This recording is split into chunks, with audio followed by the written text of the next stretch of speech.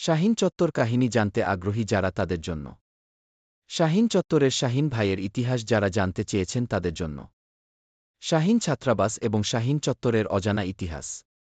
Feni polytechnic ১৯৮১-৮২ শিক্ষাবর্ষে ভর্তি হয়ে অধীর অপেক্ষা ক্লাস শুরুর। সেনবাগের কানুকিরহাটের লুধুয়া গ্রামের একটি ছেলেও ভর্তি হল। ছেলেটির দুলাভাই আমার আব্বার সাথে খাদ্য বিভাগে চাকুরি করেন, বাসা আমাদের কি ছায়ানীর এর পাশেই কি অবকাশ গু। সেই সুবাদে ছেলেটির সাথে সখ্যতা একটু বেশিই হতে লাগল।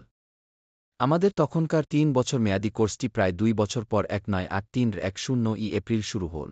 ২ বর্ষে ডিপার্টমেন্ট ভাগ হওয়াতে আমি সিভিল এবং ততদিনে আমার অতি ঘনিষ্ঠ বন্ধুতে পরিণত হওয়া ছেলেটি কি শাহীন ইলেকট্রিক্যাল পেল।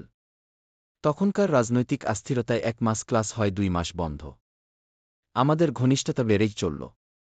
আমাদের বাসা থেকে পলিটেকনিকে যেতে ২ বিশ্বযুদ্ধকালীন নির্মিত বিমানবন্দরের এরোড্রাম দিয়ে যেতে হয়, যেখানে অনেকগুলো হ্যাঞ্জে রয়েছে, যেগুলোতে বাম্বিং এর সময় বিমান লুকিয়ে রাখা হত।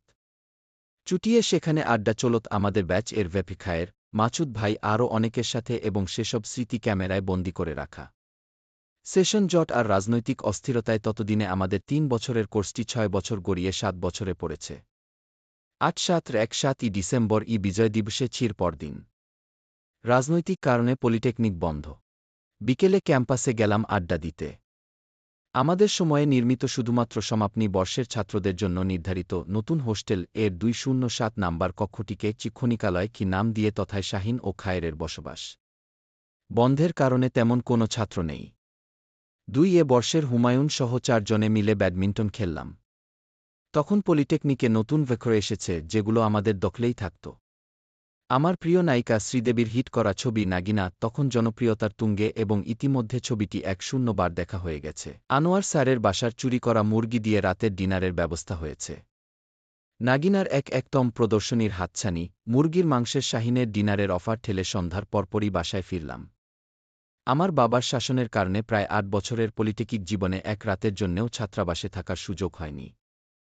রাতে শাহীনের বোনের বাসায় বীরভিতে আবার তোরা মানুষ হো সিনেমাটি দেখে বাসায় এসে ঘুমিয়ে পড়লাম। সকালে আকাশ ভাঙ্গা এক দুঃসংবাদে ঘুম ভাঙল।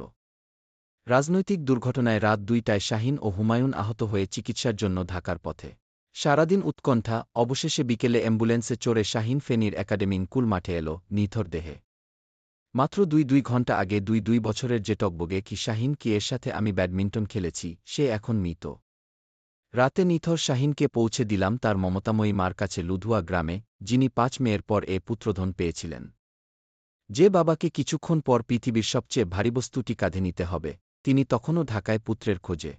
বাড়িতে শোকের মাতম, কারো চোখে ঘুম নেই, কিন্তু নিথর শাহীন চোখ বুজে অঘরে ঘুমুচ্ছে। সারারাত শাহীনের মুখের পানে চেয়ে চেয়ে মাথার পাশে বসে রাত কাটিয়ে দিলাম। ১ ডিসেম্বর সকাল থেকে শাহীনের বাবার জন্য প্রতীক্ষা। দুপুরের পর উনি এলেন।